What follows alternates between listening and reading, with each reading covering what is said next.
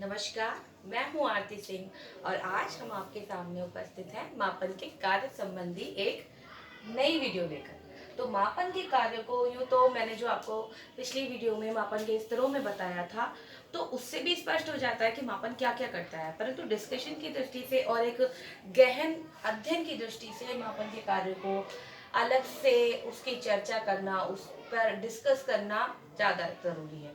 तो इसलिए चलिए आप आज स्टार्ट करते हैं अपनी मापन के कार्यों को। तो मापन के कार्यों में सबसे पहला मापन क्या करता है? भविष्यवाणी करना। तो मापन क्या करता है? भविष्यवाणी करता है, टू प्रिडिक्ट, यानी किसी विद्यार्थी के बारे में वह यह बता देता है, यह संकेत दे देता है कि फ्यूचर में वो क्या बन सकता है, उसकी क्या उपलब्धियां होंगी, उसकी क्या योग्यताएं होंगी या वह क्या बन सकता है। क्योंकि उसके मापन से ही तो एक अध्यापक, एक काउंसलर, उसके अभिभावकों को ये पता चल जाता है कि वो उसने कितना सीखा है और उसके अंदर कितना पोटेंशियल है और वो आगे जाके क्या कर सकता है।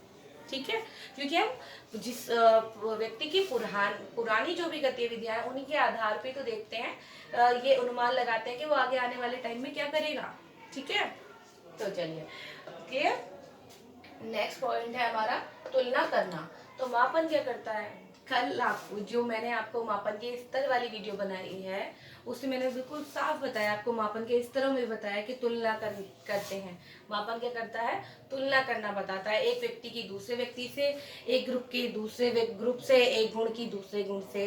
ठीक है, तो ये क्या करता है? तुलना करना सिखाता है। जब क्लास में टीचर बच्चों का इवेल्युएशन करते हैं, उनका मेजरमेंट करते हैं, तभी तो पता चलता है कि एक बच्चा श्रेष्ठ है और एक बच्चा निम्न स्तर का है। Good, very good, excellent, first, second, third, या अच्छा या बुरा, पास या फेल, ये किसके आधार पर होता है? तुलना करते हैं मापन के द्वारा, तभी तो होता है। ठीक है, अब नेक्स्ट है आविष्कार करना। बिल्कुल सही, आविष्कार की जननी मापन है, या मापन ही आविष्कार की आधारशिला है। क्योंकि जब तक कोई भी काम हम नया कर रहे हैं उसके लिए कोई मेजरमेंट नहीं रखेंगे तब तक हम उस चीज में सफल नहीं हो सकते। क्योंकि हम क्या करते हैं, हमने कोई नई खोज की तो उस दौरान हमने कौन कौन सी चीजें किस किस क्वांटिटी में करी थी, कैसी परिस्थितियां हमने निर्मित की थी, तो उन परिस्थितियों को दोबारा दोबारा कर करके और उनमें वही नियम लागू कर करके ही तो आविष्कार होते हैं। अगर हम ऐसा नहीं करें तो आविष्कार नहीं होंगे। तो हम ये आगे क्या करता है मापन? ये आविष्कार करने में सहायक होता है। ठीक है, यानी कि साइंस को एक मुख्य आधार प्रदान करता है। फिर नेक्स्ट है सलाह देना। बिल्कुल सही बात है, मापन क्या करता है? सलाह देता है। फॉर एग्जाम्पल, एक टीचर ने अपनी क्लास में एक टेस्ट लिया और उससे तो यह पता चला कि मेरे बच्चे एवरेज हैं, ये बच्चे बिलो एवरेज हैं, ये बच्चे अपर एवरेज हैं, ये मेरे एक प्रतिभाशाली बच्चे हैं। ठीक है, ये मेरे कमजोर बच्चे हैं, ये इन बच्चों को मुझे ज़्यादा स्पेशल आवश्यकता है उन्हें देख रेख की, क्योंकि उन्हें थोड़ा कम समझ में आता है, देर से समझ में आता है, और ये बच्चे एक्स्ट्रा ऑर्डिनरी हैं तो इन पर भी मुझे ज़्यादा ध्यान देने की ज़रूरत है कि ताकि वो ज़्यादा डिस्टर्ब ना करें, क्योंकि वो एक्स्ट्रा ऑर्डिनरी है। तो ये हाँ क्या होता है, टीचर सलाह भी दे देता है अभिभावकों को भी, और इससे टीचर्स को भी एक सलाह मिलती है। मापन क्या करता है? सलाह देता है कि आपको पर्टिकुलर बच्चे के साथ में ऐसा बिहेवियर करना चाहिए, उसके साथ में ऐसा मेथड्स यूज करने चाहिए। क्योंकि जब टीचर क्लास में एक टेस्ट लेता है तो वही जान लेता है कि जब उसके रिजल्ट आते हैं उस टेस्ट के, तो उसे पता चल जाता है कि हर बच्चे के कितने मार्क्स आए। तो वो हर बच्चे के आधार पर ये पता लगा लेता है कि मेरा पढ़ाया हुआ कितना सही था या कैसा था, तो मुझे किस तरह से उसमें चेंजेस लाने चाहिए। ठीक है, उसी प्रकार से टीचर के द्वारा किया गया मापन अभिभावकों को भी सहयोग देता है कि उन्हें किस फील्ड में लेके जाएं, उन्हें कौन सी स्ट्रीम दिलवाएं, उन्हें किस तरह की स्टडी कराएं, क्या इतना घंटे पढ़ना पर्याप्त होगा, इस तरह से। तो ये क्या करता है? सलाह देता है। मापन क्या करता है? निदान करता है, यानी कि डायग्नोस करता है। मापन कोई भी कठिनाई है उसका पता लगाता है, उसके कारणों का को जानता है।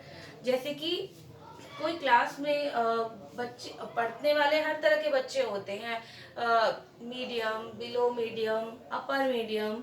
तो क्या होता है, हर स्तर के बच्चे होते हैं। तो टीचर जब अपना मेजरमेंट करता है, अपने स्टडी के बाद में बच्चों का मेजरमेंट करता है, तो वहाँ क्या हो जाता है, उसे पता चल जाता है कि किसके इतने मार्क्स आए। फिर वो इंडिविजुअली बच्चों पर ध्यान देता है कि आखिर इनकी क्या समस्या है कि जो इनके मार्क्स कम आए हैं। भाई अगर कंपैरिजन करें, एक ग्रुप के बहुत अच्छे मार्क्स हैं, एक ग्रुप के कम है, तो या एक बच्चे के ज़्यादा है, एक बच्चे के बहुत कम है, तो इतना डिफरेंस क्यों है?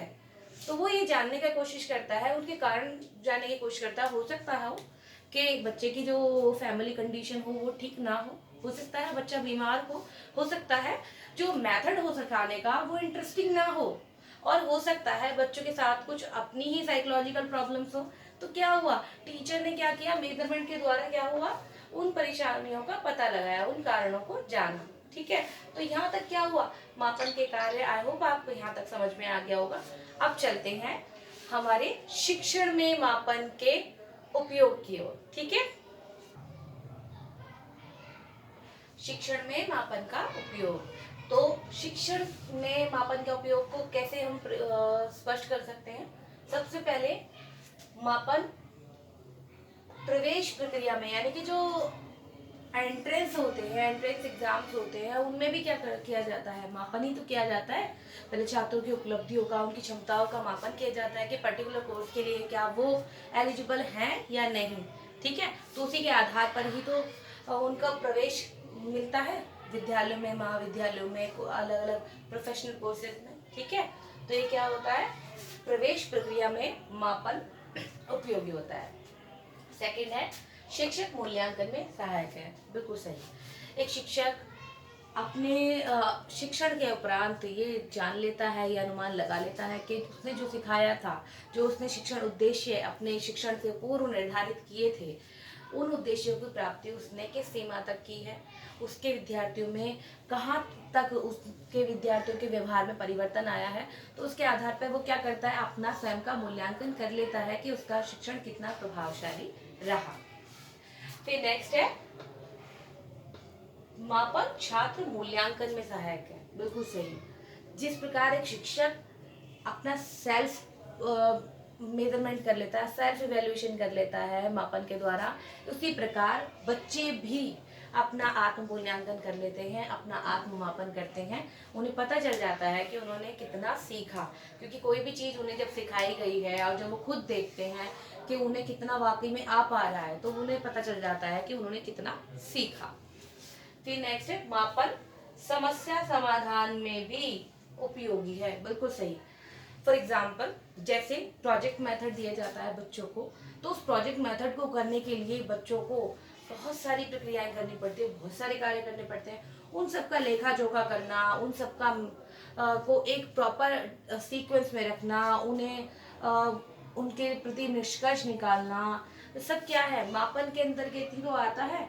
मापन ही उन्हें सिखाता है कि किस प्रकार से हम पहले परिभाषित करेंगे, जैसे आपने स्तरों में देखा था, कैसे परिभाषित करेंगे, कैसे पहचानेंगे, फिर कैसे उन्हें ग्रुपों में उनकी विशेषताओं के आधार पर बांटेंगे, फिर कैसे उनमें अंतराल रखेंगे और कैसे उनमें अनुपात रखेंगे। ठीक है, तो ये क्या हुआ, समस्या समाधान में भी मापन सहायक है।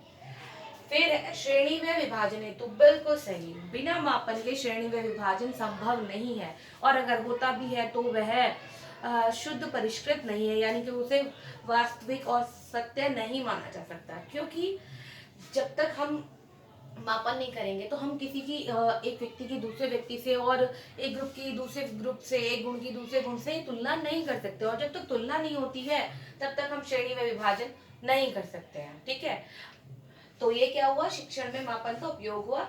लास्ट में है शिक्षा दर्शन में, क्योंकि शिक्षा क्या है, शिक्षा अंतर्निहित शक्तियों का विकास है, बालक की अंतर्निहित शक्तियों का बाहर की ओर लाना ही शिक्षा है। और दर्शन क्या है, जो देखा दिखता है वही दर्शन है। और शिक्षा दर्शन आपको पता ही है, एक सिक्के के दो पहलू हैं। शिक्षा दर्शन के बिना अधूरी है और दर्शन शिक्षा के बिना अधूरा है। ये आपने फिलॉसफी में पढ़ा होगा कि शिक्षा को जो शिक्षा क्या करती है, दर्शन को कंटेंट उपलब्ध कराती है, समस्याएं देती है, उसे विषय प्रदान करती है कि इन विषयों पर आप खोज करें। जबकि दर्शन क्या करता है, जो उन सिद्धांतों का निर्माण कर लेता है, उन समस्या का समाधान कर लेता है, तो वो क्या करता है, शिक्षा की प्रक्रिया को सरल बनाने में सहयोग देता है। तो यहाँ क्या हुआ, मापन इसमें कैसे उपयोगी हुआ, जब कोई भी खोज होती है, जैसे हमने आपको बताया था अभी मापन के कार्यों के बारे में कि आविष्कार में मापन सहयोगी होता है, तो यहाँ पर भी तो आविष्कार ही तो हो रहे हैं। दर्शन में आविष्कार होते हैं, खोजें होती हैं, नए नवीन ज्ञान की खोज होती है, नवीन सिद्धांतों का निर्माण होता है। तो जब हम कोई नया सिद्धांत खोजते हैं, कोई नवीन कंसेप्ट का निर्माण करते हैं, तो क्या होता है फिर वहाँ पे मापन उसमें सहायता देता है, क्योंकि जितनी भी नई नई नॉलेज है, जितना भी सांख्यिकीय रूप से देख लीजिए, आंकिकीय रूप से देख लीजिए, सांकेतिक रूप से देख लीजिए, मापन उनमें सहायता करता है। तो आपको यहाँ तक क्लियर हो गया होगा कि शिक्षण में मापन का बहुत ही महत्वपूर्ण योगदान है। उसके बिना शिक्षण की प्रक्रिया इतनी अच्छी सुचारू रूप से नहीं चलती है। तो आज के लिए सिर्फ इतना ही।